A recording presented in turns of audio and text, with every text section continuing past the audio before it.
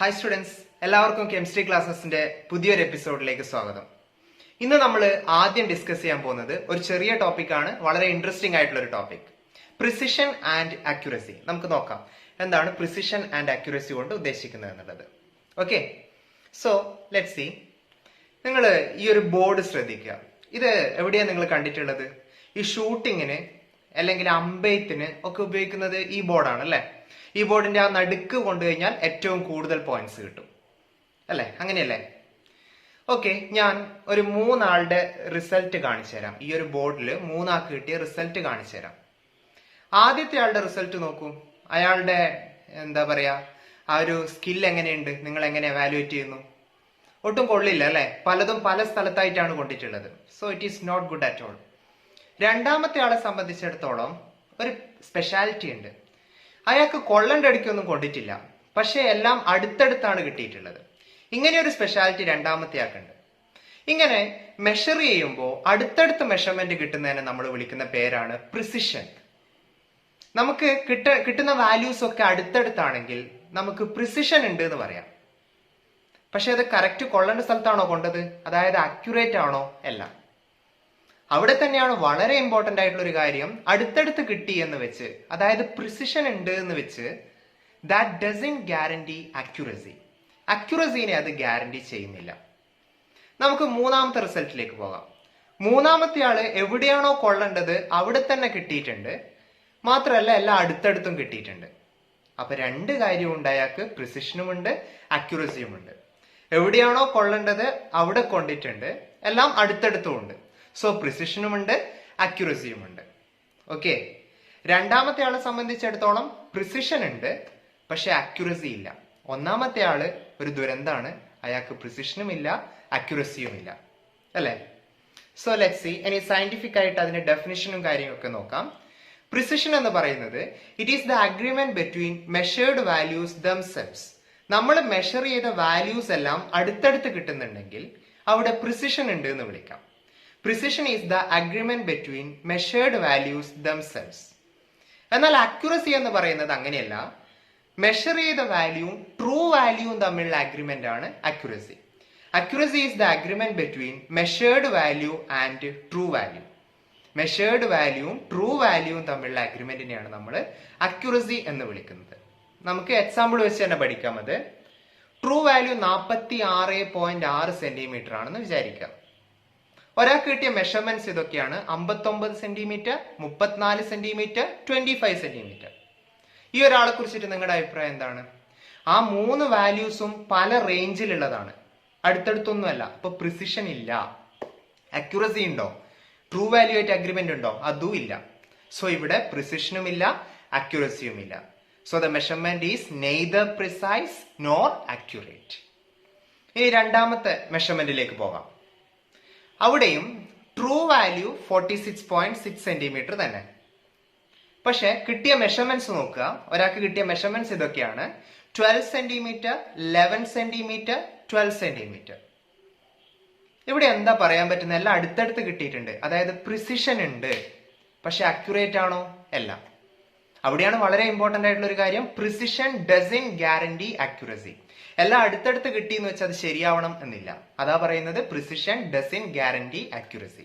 Precision is just agreement between measured values themselves. നമ്മൾ measure ചെയ്ത values എല്ലാം അടുത്തടുത്താണെങ്കിൽ അവിടെ പ്രിസിഷൻ ഉണ്ട് എന്ന് പറയാം. അക്യുറസി ഉണ്ട് എന്ന് പറയാൻ പറ്റില്ല. ഓക്കെ, സോ ഇത് പ്രിസൈസ് ആണ് ബട്ട് നോട്ട് അക്യുറേറ്റ്. ഇനി അടുത്ത മെഷർമെന്റ് നോക്കാം. അടുത്തയാൾക്ക് കിട്ടിയ ട്രൂ വാല്യൂ എന്ന് പറയുന്നത് മാറുന്നില്ല, 46.6 തന്നെ വെച്ചിരിക്കുകയാണ്. ഇയാൾക്ക് കിട്ടിയ മെഷർമെന്റ്സ് നോക്കൂ: 46.6, 46.5, 46.6. ഇയാൾ സൂപ്പറാണ്. കാരണം ഇയാൾക്ക് എല്ലാം അടുത്തടുത്ത് കിട്ടിയിട്ടുണ്ട്, പ്രിസിഷൻ ഉണ്ട്. അക്യുറസി ഉണ്ടോ? ഉണ്ട്. കിട്ടിയ മെഷർമെന്റ് എല്ലാം ട്രൂ വാല്യൂ ആയിട്ട് അടുത്ത് നിൽക്കുന്നുണ്ട്. സോ ഇവിടെ പ്രിസിഷനും ഉണ്ട് അക്യുറസിയും ഉണ്ട്. ക്ലിയർ ആണല്ലോ? സോ ഇതാണ് പ്രിസിഷനും അക്യുറസിയും തമ്മിലുള്ള വ്യത്യാസം. Precision is the agreement between measured values themselves. Accuracy is the agreement between measured value and true value. Okay? വളരെ ഇമ്പോർട്ടന്റ് ആയിട്ടുള്ള ഒരു സെന്റൻസ് കൂടി പഠിക്കുക. Precision doesn't guarantee accuracy. എല്ലാം അടുത്തടുത്ത് കിട്ടിയെന്ന് വെച്ചിട്ട് അത് അക്യുറേറ്റ് ആണെന്ന് പറയാൻ നമുക്ക് പറ്റില്ല. ഓക്കെ? Dalton's atomic theory. ഇതാണ് നമ്മുടെ അടുത്ത ടോപ്പിക്. ഈ പിക്ചറിലുള്ളത് ജോൺ ഡാൾട്ടൺ ആണ്. ജോൺ ഡാൾട്ടൺ പ്രപ്പോസ് ചെയ്ത ഡാൾട്ടൻസ് ആറ്റോമിക് തിയറി, അതാണ് നമുക്ക് ഇനി പഠിക്കാനുള്ളത്. നമുക്ക് നോക്കാം ഡാൾട്ടൻസ് ആറ്റോമിക് തിയറിയിലെ പോയിന്റ്സ് ഏതൊക്കെയാന്ന് നോക്കാം. ഡാൾട്ടൻസ് ആറ്റോമിക് തിയറിയിലെ ഒന്നാമത്തെ പോയിന്റ് ഇതാണ്: matter is composed of very tiny microscopic particles called atom. Matter ഉണ്ടാക്കിയിരിക്കുന്നത്, അല്ലെങ്കിൽ നമുക്ക് ചുറ്റുമുള്ള, നമ്മൾ അടക്കമുള്ള എല്ലാം ഉണ്ടാക്കിയിരിക്കുന്നത് ആറ്റം കൊണ്ടാണ്. Matter is composed of very tiny or, കാണാൻ പറ്റുമോ? ഇല്ല. വളരെ മൈക്രോസ്കോപ്പിക് ആയിട്ടുള്ള, വളരെ ടൈനി ആയിട്ടുള്ള ആറ്റം കൊണ്ടാണ് ഈ യൂണിവേഴ്സ് മൊത്തം ഉണ്ടാക്കിയിരിക്കുന്നത്. So that is our first postulate. Matter is composed of very tiny microscopic particles called atom. Okay, ഞാനൊരു സിറ്റുവേഷൻ കാണിച്ചു തരാം. ഇവിടെ ഒരു ടീച്ചർ ക്ലാസ് എടുക്കുകയാണ്. ആ ടീച്ചർ എന്തുകൊണ്ടാണ് ഉണ്ടാക്കിയിരിക്കുന്നത്? ആറ്റംസിനെ കൊണ്ട്, അല്ലെ? ബയോളജിക്കലി പറയുമ്പോൾ മനുഷ്യന്റെ ബേസിക് യൂണിറ്റ് സെല്ലാണ്. ഏത് ലിവിങ് ബീയിങ്ങിന്റെ ബേസിക് യൂണിറ്റ് സെല്ലാണ്. ആ സെല്ല് ഉണ്ടാക്കിയിരിക്കുന്നത് ആറ്റം കൊണ്ടാണ്. പല ആറ്റം കൊണ്ടാണ് ഉണ്ടാക്കിയിരിക്കുന്നത്. ഇവിടെ ഇപ്പൊ ഈ ടീച്ചറെ ഉണ്ടാക്കിയിരിക്കുന്നത് മൊത്തം ആറ്റം കൊണ്ടാണ്. സ്റ്റുഡൻസിനെ ഉണ്ടാക്കിയിരിക്കുന്നതും ആറ്റം കൊണ്ടാണ്. ആ ബെഞ്ച്, ആ ബോർഡ്, ആ വോള് എല്ലാം ആറ്റംസിനെ കൊണ്ടാണ് ഉണ്ടാക്കിയിരിക്കുന്നത്. ഓക്കെ, ഇനി അവർ ചിലപ്പോൾ സംസാരിക്കുന്നത് ആറ്റംസിനെ കുറിച്ചായിരിക്കാം. സോ നമ്മൾ ജീവിക്കുന്ന ഈ universe, matter, everything is made up of atoms. വളരെ ടൈനി ആയിട്ടുള്ള, മൈക്രോസ്കോപ്പിക് ആയിട്ടുള്ള ആറ്റം കൊണ്ടാണ് എല്ലാം ഉണ്ടാക്കിയിരിക്കുന്നത്. അതാണ് ഡാൾട്ടൻസ് ആറ്റോമിക് തിയറിയിൽ ഒന്നാമത്തെ പോയിന്റ്, വളരെ ഇമ്പോർട്ടൻ്റ് ആയിട്ടുള്ള പോയിന്റ്. എല്ലാം ഉണ്ടാക്കിയിരിക്കുന്ന ആറ്റം കൊണ്ടാണ് എന്നുള്ളത്. ഇനി രണ്ടാമത്തെ പോയിന്റിലേക്ക് പോവാം. Atom is an indivisible particle. ആറ്റത്തിനെ പിന്നെ ഡിവൈഡ് ചെയ്യാൻ പറ്റില്ല. Atom is an indivisible particle. ഈ പോസ്റ്റുലേറ്റിന്റെ ഈ ഒരു കാലത്ത് 2020 എന്താണ് പ്രസക്തി? നമ്മളൊരു കാര്യം ആലോചിക്കണം. ഡാൾട്ടൻസ് ആറ്റോമിക് തിയറി പഠിക്കുമ്പോൾ 200 years ഓൾഡ് ആയിട്ടുള്ള ഒരു തിയറിയാണ് നമ്മൾ പഠിക്കുന്നത്. ഡാൾട്ടൻ ആറ്റോമിക് തിയറി ഫോർവേഡ് ചെയ്തത് 1800കളിലാണ്. ഇപ്പൊ 200 years ആയി. അതിലെന്തായാലും ചില തെറ്റുകൾ ഉണ്ടായിരിക്കും. തെറ്റുകൾ ഇല്ലെങ്കിൽ ആ പ്രശ്നം. തെറ്റുകൾ ഇല്ലെങ്കിൽ 200 കൊല്ലം ആയിട്ടും ഒരു മാറ്റവും ഇല്ല എന്നർത്ഥം. അങ്ങനെയല്ല, സയൻസ് കണ്ടിന്യൂസ്ലി മാറിക്കൊണ്ടേയിരിക്കുന്നുണ്ട്. Atom is an indivisible particle എന്ന് പറയുന്നത് ഇപ്പം അത്ര ശരിയല്ല. That's a limitation of Dalton's atomic theory. നമുക്കറിയാം, ആറ്റത്തിന്റെ ഉള്ളില് പ്രോട്ടോൺ ഉണ്ട്, ഇലക്ട്രോൺ ഉണ്ട്, ന്യൂട്രോൺ ഉണ്ട്. അപ്പൊ ആറ്റത്തിനെ ഇൻഡിവിസിബിൾ എന്ന് പറയാൻ പറ്റുമോ? ഇല്ല. പണ്ട് ഡാൾട്ടൺ വിചാരിച്ചിരിക്കുന്ന എല്ലാത്തിനെയും ചെറുതാക്കി ചെറുതാക്കി ചെറുതാക്കി ചെറുതാക്കി പോയാൽ ഏറ്റവും അവസാനം എത്തുന്നത് ആറ്റത്തിലാണ് എന്നാണ് ഡാൾട്ടൺ പറഞ്ഞത്. കറക്റ്റ് ആണ്. Everything is made up of atoms. പക്ഷെ ആറ്റം ഇൻഡിവിസിബിൾ ആണോ? ആണെന്നാണ് ഡാൾട്ടൺ പറയുന്നത്. Atom is an indivisible particle. അതാണ് ഡാൾട്ടൻസ് ആറ്റോമിക് തിയറിന്റെ സെക്കൻഡ് പോസ്റ്റുലേറ്റ്. പക്ഷെ നിങ്ങൾ ആലോചിച്ച് വെക്കുക, മനസ്സിൽ വെക്കുക, അതിന് ഇങ്ങനെ ഒരു ലിമിറ്റേഷൻ ഉണ്ട്. Atom is again composed of proton, electron, neutron. ഇനി നമുക്ക് അടുത്ത പോസ്റ്റുലേറ്റിലേക്ക് പോകാം. Third postulate: atom can neither be created nor be destroyed. ആറ്റത്തിനെ ക്രിയേറ്റ് ചെയ്യാനും പറ്റില്ല, ഡിസ്ട്രോയ് ചെയ്യാനും പറ്റില്ല. ഇതാണ് നമ്മുടെ മൂന്നാമത്തെ പോയിന്റ്. ആറ്റത്തിനെ ക്രിയേറ്റ് ചെയ്യാനും പറ്റില്ല, ഡിസ്ട്രോയ് ചെയ്യാനും പറ്റില്ല.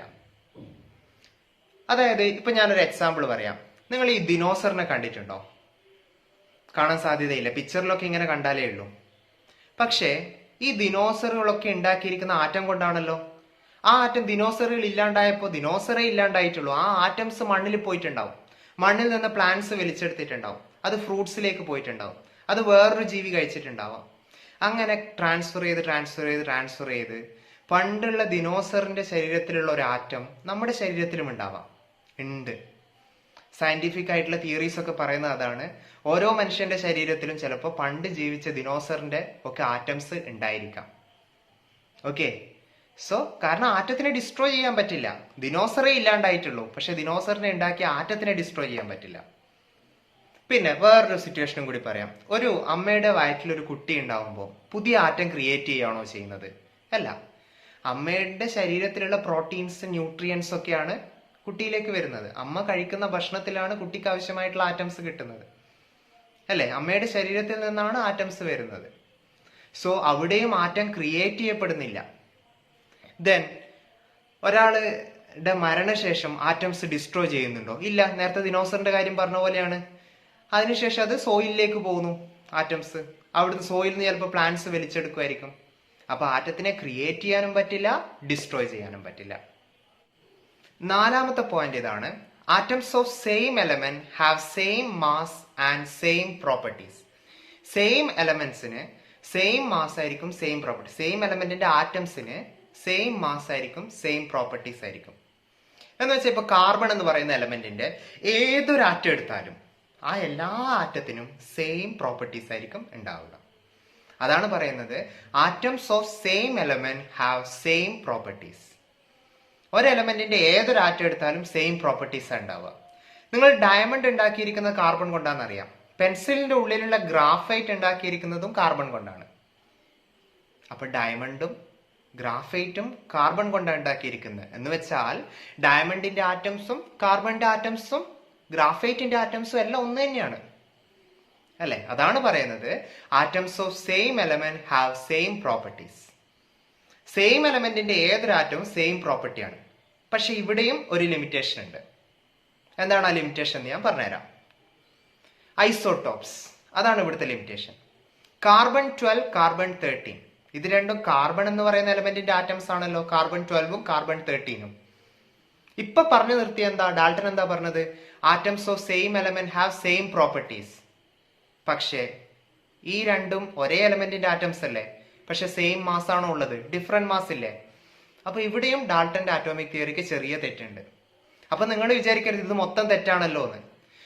ഇതിനെ തെറ്റ് എന്ന് വിളിക്കരുത്. These are just limitations. ഒരു തിയറിക്ക് ലിമിറ്റേഷൻസ് വരുമ്പോൾ അതിനെ റെക്ടിഫൈ ചെയ്തുകൊണ്ട് നമ്മൾ സയൻസിൽ അടുത്തതായിട്ട് മുന്നോട്ട് പോകും. അതാണ് സയൻസിന്റെ രീതി.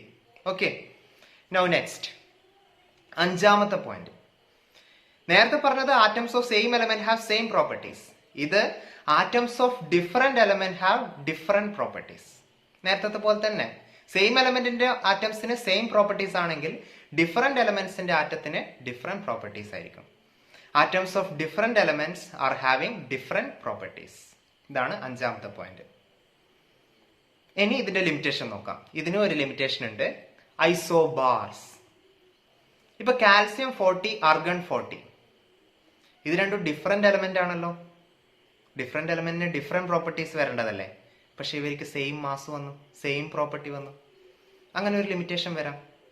ഓക്കെ, നിങ്ങൾ എക്സാമിന് പഠിക്കുമ്പോൾ ആദ്യം തന്നെ ലിമിറ്റേഷൻ ഒക്കെ എല്ലാം കൂടി പഠിക്കണ്ട. ആദ്യം ആ 5 പോയിന്റ്സ് കൃത്യമായിട്ട് പഠിച്ചാൽ മതി. ഏതൊക്കെയാണ് 5 point? Everything is made up of atom, atom is indivisible, atoms can neither be created nor be destroyed, atoms of same element have same properties, atoms of different element have different properties. ഈ points ഇങ്ങനെ പഠിച്ചാൽ മതിയോ? Limitations മനസ്സിലൊന്ന് ആലോചിച്ച് വെച്ചാൽ മതി. നോക്കാം അടുത്ത point, ആറാമത്തെ point. Atoms combine with each other in small whole number ratio. ആറ്റംസ് കൂടി ചേർന്നിട്ട് നമുക്കറിയാം മോളിക്യൂൾസ് ഉണ്ടാകുന്നുണ്ട്. അത് സ്മോൾ ഹോൾ നമ്പർ റേഷ്യോയിലാണ് കമ്പൈൻ ചെയ്യുന്നത്. ചെറിയ സിമ്പിൾ റേഷ്യോയിലാണ് കമ്പൈൻ ചെയ്യുന്നതെന്നാണ് പറയുന്നത് ഡാൾട്ടൺ. നമുക്കൊരു എക്സാമ്പിൾ നോക്കാം. ഇനി അവിടെയും ലിമിറ്റേഷൻ ഉണ്ടോ എന്ന് ചെക്ക് ചെയ്യാലോ. നോക്കാം. H2O, അവിടെ കുഴപ്പമില്ല. 2 ഹൈഡ്രജൻ 1 ഓക്സിജൻ, റേഷ്യോ സിമ്പിൾ അല്ലേ? 2:1 റേഷ്യോ സിമ്പിൾ ആണ്. പക്ഷേ ഇത് എല്ലായിടത്തും കറക്റ്റ് ആവണം എന്നില്ല. നോക്ക് നിങ്ങൾ, C12H22O11. ഈ C12H22O11 റേഷ്യോ 2:1 അല്ല, സിമ്പിൾ റേഷ്യോ അല്ല. റേഷ്യോ നോക്കിയേ, 12:22:11. ഇത് സിമ്പിൾ ആണോ? അല്ല. അങ്ങനെയുള്ള ലിമിറ്റേഷൻസ് ഒക്കെ വരാറുണ്ട്. സോ ഡാൾട്ടൺസ് ആറ്റോമിക് തിയറി നമ്മൾ കവർ ചെയ്ത് കഴിഞ്ഞു. ഞാൻ പെട്ടെന്ന് അതൊന്ന് അതിന്റെ പോയിന്റ്സും ലിമിറ്റേഷൻസും കൃത്യമായിട്ട് നിങ്ങൾക്ക് പറഞ്ഞുതരാം. നമ്മൾ തുടങ്ങിയത് ഇതാ ഇവിടെ വെച്ചാണ്. Everything is made up of atoms. Yes, first point. ആ ആറ്റം ഇൻഡിവിസിബിൾ ആണ്. ആ ആറ്റത്തെ ക്രിയേറ്റ് ചെയ്യാനും പറ്റില്ല, ഡിസ്ട്രോയ് ചെയ്യാനും പറ്റില്ല. Atoms of same element have same properties, atoms of different element have different properties. അത് രണ്ടും ഒരുമിച്ച് പഠിക്കാം. ആറാമത്തത്, atoms combine in a simple whole number ratio. Clear ആണല്ലോ? ഇത്രയേ ഉള്ളൂ ഡാൾട്ടൺസ് ആറ്റോമിക് തിയറി. ഇനി ഡാൾട്ടൺസ് ആറ്റോമിക് തിയറിന്റെ ലിമിറ്റേഷൻസ് മാത്രം ആലോചിച്ച് വെക്കാം. എന്തൊക്കെയാണ് ലിമിറ്റേഷൻസ് നമുക്ക് നോക്കാം. ആദ്യത്തെ ലിമിറ്റേഷൻ ഇതാ, ഈ പിക്ചർ നോക്കിയാൽ മനസ്സിലാവണം. ഞാൻ പറഞ്ഞത് ആറ്റം, ഞാനല്ല, ഡാൾട്ടൺ പറഞ്ഞത് ആറ്റം ഈസ് ഇൻഡിവിസിബിൾ എന്നാണല്ലോ. പക്ഷെ ഇപ്പം നമുക്കറിയാം ആറ്റത്തിന്റെ ഉള്ളിൽ പ്രോട്ടോൺ, ഇലക്ട്രോൺ, ന്യൂട്രോൺ ഒക്കെ ഉണ്ട്. So atom is not indivisible. അതൊരു ലിമിറ്റേഷൻ ആണ്. പിന്നെ atoms of same element have same properties എന്നാണല്ലോ ഡാൾട്ടൺ പറഞ്ഞത്. What about isotopes? അതൊരു ലിമിറ്റേഷൻ ആണ്. സെയിം എലമെന്റിന്റെ ആറ്റത്തിന് ഡിഫറെന്റ് പ്രോപ്പർട്ടീസ് വരുന്നു. Atoms of different element have different properties എന്നല്ലേ പറഞ്ഞത്. പക്ഷെ അവിടെയും ലിമിറ്റേഷൻ ഉണ്ട്. ഐസോബാർസ്, ഡിഫറെന്റ് എലമെന്റിന്റെ ആറ്റത്തിന് സെയിം പ്രോപ്പർട്ടി വരുന്നുണ്ട്. ദെൻ ആറ്റംസ് കമ്പൈൻ ചെയ്യുന്നത് സിമ്പിൾ റേഷ്യോയിൽ മാത്രമാണ് എന്നാണ് ഡാൾട്ടൺ പറഞ്ഞത്. പക്ഷെ അങ്ങനെയാണോ? സിമ്പിൾ റേഷ്യോയിൽ മാത്രമാണോ കമ്പൈൻ ചെയ്യുന്നത്? അല്ല. ഇതാ C12H22O11 റേഷ്യോ നോക്കിയേ, 12:22:11. ഇത് സിമ്പിൾ ഒന്നുമല്ല. സോ അങ്ങനെ കുറച്ച് ലിമിറ്റേഷൻസും ഉണ്ട്. അപ്പൊ ഡാൾട്ടൺസ് ആറ്റോമിക് തിയറി പഠിച്ചു വെക്കുക, ലിമിറ്റേഷൻസ് പഠിച്ചു വെക്കുക. അടുത്തത് നമ്മൾ പഠിക്കാൻ പോകുന്നത് ഇന്നത്തെ മൂന്നാമത്തെ ടോപ്പിക്. ഇന്ന് നമ്മൾ ചെറിയ 3 ടോപ്പിക്സ് ആണ് കവർ ചെയ്യുന്നത്. ഇന്നത്തെ മൂന്നാമത്തെ ടോപ്പിക് റൗണ്ടിങ് ഓഫ്. റൗണ്ട് ചെയ്യുക, ഡെസിമൽ പ്ലേസ് ഒക്കെ എടുത്തു കളയുക. റൗണ്ട് ചെയ്യുന്ന പരിപാടി എങ്ങനെയാന്ന് നോക്കാം. അതായത് നമ്മൾ ചെറിയ ക്ലാസ്സിലൊക്കെ അരമാർക്ക് ഒന്നാക്കുന്ന പരിപാടിയില്ലേ, 5.5 മാർക്ക് കിട്ടിയിട്ടുണ്ടെങ്കിൽ അത് ടീച്ചർ പ്രോഗ്രസ് കാർഡിൽ 6 ആക്കി എഴുതും. ഇതൊരു തരം റൗണ്ടിങ് ആണ്. ആ രീതിയിൽ എങ്ങനെ റൗണ്ട് ചെയ്യാം നമുക്ക് നോക്കാം. 46 നമ്മൾ എക്സാമ്പിൾസിലൂടെയാണ് നോക്കുന്നത്. 46.634 എന്ന മെഷർമെന്റ് 2 ഡെസിമൽ പ്ലേസിൽ റൗണ്ട് ചെയ്യണം. ഇവിടെ ഇപ്പൊ എത്ര ഡെസിമൽ പ്ലേസ് ഉണ്ട്? 46.634 3 ഡെസിമൽ പ്ലേസ്. നമുക്കത് വേണ്ട, നമുക്ക് 2 ഡെസിമൽ പ്ലേസിൽ റൗണ്ട് ചെയ്യണം. എങ്ങനെയാ അത് റൗണ്ട് ചെയ്യാൻ നോക്കാം. അപ്പൊ ഏത് ഒഴിവാക്കണം? 4നെ അങ്ങ് തട്ടിക്കളയണം അല്ലെ. 2 ഡെസിമൽ പ്ലേസ് ആകുമ്പോ 4നെ തട്ടിക്കളയണ്ടേ. തട്ടിക്കളയുന്ന 4 5ൽ കുറവല്ലേ. അപ്പൊ അവനെ അങ്ങ് നൈസായിട്ട് അങ്ങ് ഒഴിവാക്കി കളയും. വേറെ ഒന്നും ചെയ്യണ്ട. 5 ഒഴിവാക്കേണ്ട സംഖ്യ 5ൽ കുറവാണെങ്കിൽ അതിനെ നൈസായിട്ട് അങ്ങ് ഒഴിവാക്കുക. വേറെ ഒന്നും നോക്കണ്ട. 46.63 5ൽ കുറവായ സംഖ്യ നിങ്ങൾക്ക് ഇങ്ങനെ സിമ്പിൾ ആയിട്ട് ഒഴിവാക്കി കളയാം. വേറെ ഒന്നും ചെയ്യണ്ട. ഓക്കെ, അടുത്ത എക്സാമ്പിൾ നോക്കാം. 46.636. ഇവിടെ കളി മാറി. നമുക്ക് ഒഴിവാക്കേണ്ട സംഖ്യ, ഇവിടെയും ക്വസ്റ്റ്യൻ അത് തന്നെയാണ്. Round the digit 2 decimal place. Round the measurement to 2 decimal place. 46.636 ഇവിടെ 3 ഡെസിമൽ പ്ലേസ് ഉണ്ടാകും. നമുക്ക് വേണ്ട, നമുക്ക് 2 ഡെസിമൽ പ്ലേസിൽ ഒതുക്കണം. അപ്പൊ ഒഴിവാക്കേണ്ടത് 6 ആണ്. അത് 5ൽ കൂടുതലായ ഒരു സംഖ്യയാണ്. അപ്പൊ പ്രശ്നം, 5ൽ കൂടുതലായ ഒരു സംഖ്യനെ ഒഴിവാക്കുമ്പോൾ നമ്മൾ ആ 63 എന്നുള്ളതിനെ 64 എന്നാക്കി മാറ്റി എഴുതിയിരിക്കണം. 5ൽ കൂടുതലുള്ളതാണ് ഒഴിവാക്കുന്നതെങ്കിൽ 63 എന്നുള്ളത് നമ്മൾ എന്താക്കി മാറ്റി? 64.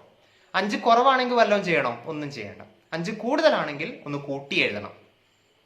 ഓക്കെ, എക്സാമ്പിൾ ക്ലിയർ ആണല്ലോ. അടുത്തത് നോക്കാം. 46.6352. ഇവിടെയും റൗണ്ട് ചെയ്യേണ്ടത് 2 ഡെസിമൽ പ്ലേസിൽ. ഇവിടെ 4 ഡെസിമൽ പ്ലേസ് ഉണ്ട്. നമുക്ക് ഒഴിവാക്കേണ്ടത് 52. 5ൽ കുറവാണെങ്കിൽ ഒന്നും ചെയ്യണ്ടായിരുന്നു. 5 കൂടുതലാണെങ്കിൽ കൂട്ടി എഴുതണം. ഇതെങ്ങനെയാ വരുന്നത്?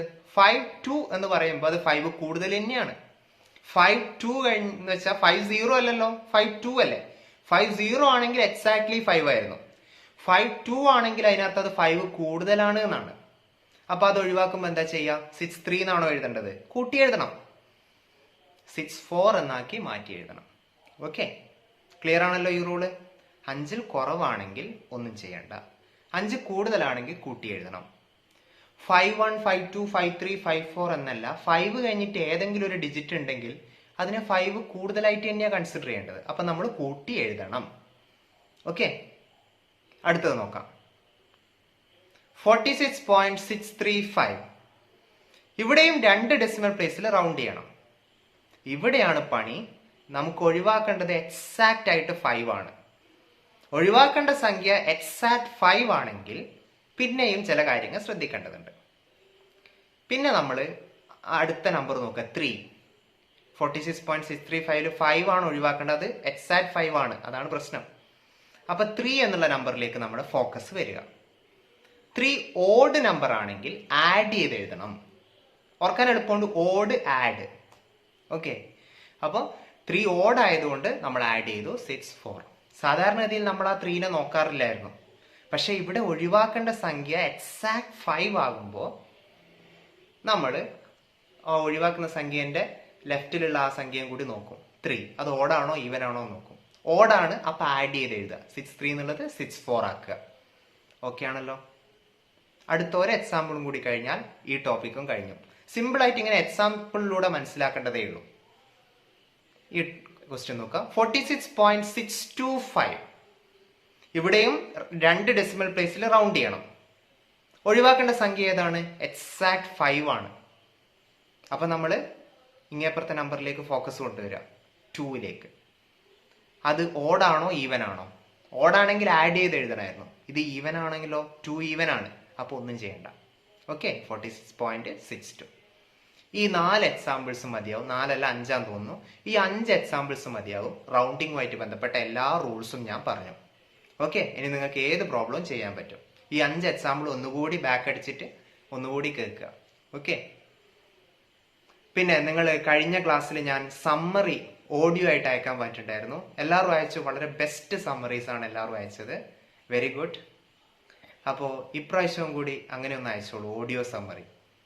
എന്നിട്ട് ഞാൻ അതിലെ ബെസ്റ്റ് സമ്മറീസ് സെലക്ട് ചെയ്യാം. കഴിഞ്ഞ പ്രാവശ്യത്തിൽ എനിക്ക് സെലക്ട് ചെയ്യാൻ പറ്റിയിട്ടില്ല, കാരണം എല്ലാം ബെസ്റ്റാണ്, നല്ലതായിരുന്നു. ഇപ്രാവശ്യം നോക്കട്ടെ, ഇതിൻ്റെ ഓഡിയോ സമ്മറി ഒന്ന് അയക്കുക. ഞാൻ എല്ലാവരുടെയും ആൻസേഴ്സ് കാണുന്നുണ്ട്, റെസ്പോണ്ട് ചെയ്യുന്നില്ല എന്നേ ഉള്ളൂ. സോ ഇപ്രാവശ്യം ഒന്ന് ഓഡിയോ സമ്മറി അയക്കുക. നമുക്ക് ബെസ്റ്റ് 3 സെലക്ട് ചെയ്യാം. Okay, thank you, all the best.